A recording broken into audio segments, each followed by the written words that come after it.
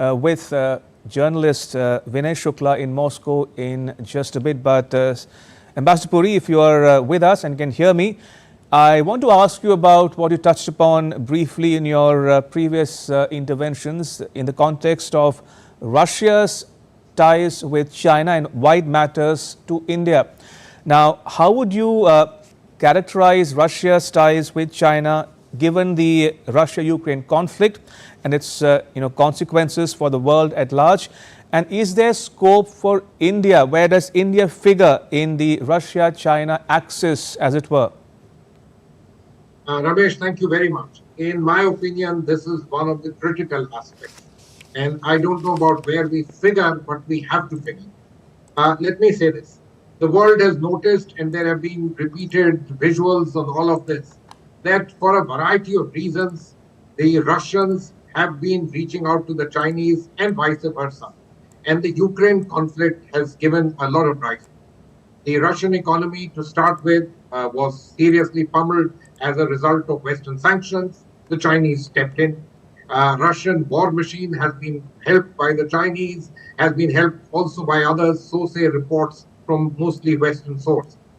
The fact that President Putin and President Xi Jinping have exchanged visits and each of the documents signed have spoken in terms of, the strongest of partnerships, nothing can come between us, etc.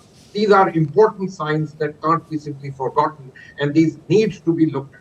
Now, given the fact of the India-China contestation, and a contestation which is live, let's be very clear about it. Recently at the SCO summit, the Foreign Minister of India, the External Affairs Minister, met his Chinese counterpart. And all the reports say that while we made our points, the situation on the border continues to remain relatively similar, tense, with the Chinese and the Indian soldiers being eyeball to eyeball.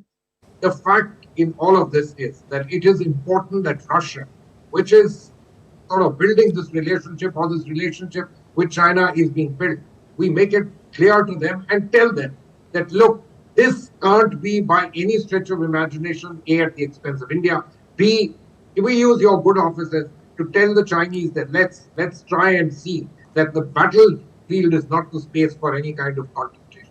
Secondly, remember, India and Russia is a time-tested relationship going back right through the USSR era. And therefore, please, the question of standing by, we hope and count that you will stand by with us. And I'm leaving aside the entire business of the Indian Army having about 50% of its equipment coming from Russian sources. I'm leaving out all of that, or the Indian Air Force, etc.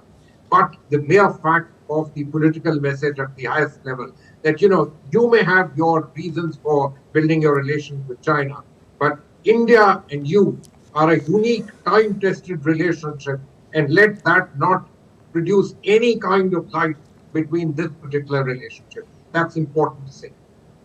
Ambassador Puri, not to put too much of a fine point on what you just said, talking about Russia-China ties in the context of India. Now, Vladimir Putin touched upon the Russia-India-China, the RIC trilateral, when he visited India in December 2021. And Russian Foreign Minister Lavrov spoke about it just recently, a few weeks ago, in Moscow as well. The question people, or some people in India would be asking is this: can Russia lean on China to change its behavior? I would sincerely hope that if not lean to change their behavior, I hope they can lean on the Chinese to tell them that they need to moderate their behavior. Okay. That it doesn't have to be confrontation. These issues of border have been known for a long time. And for a long time, the issue was talks. Talks were not leading to anything, but that's not the point. The question is, that's how neighbors really deal with each other.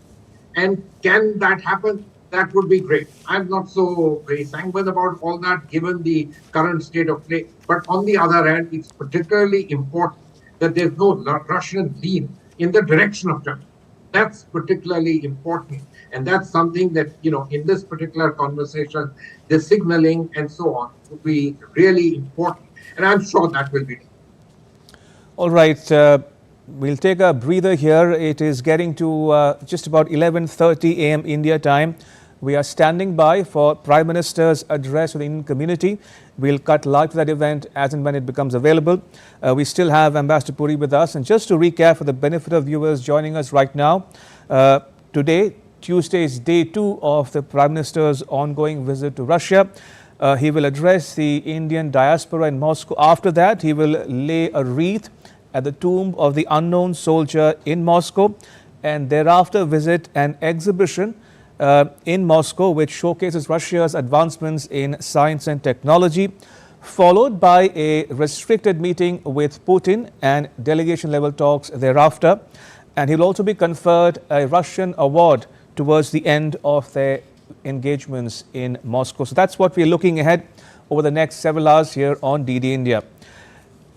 All right, let's take a quick break here and come back after that. You're watching the continuous coverage here on DD India of Prime Minister Modi's visit to Russia. Don't go anywhere.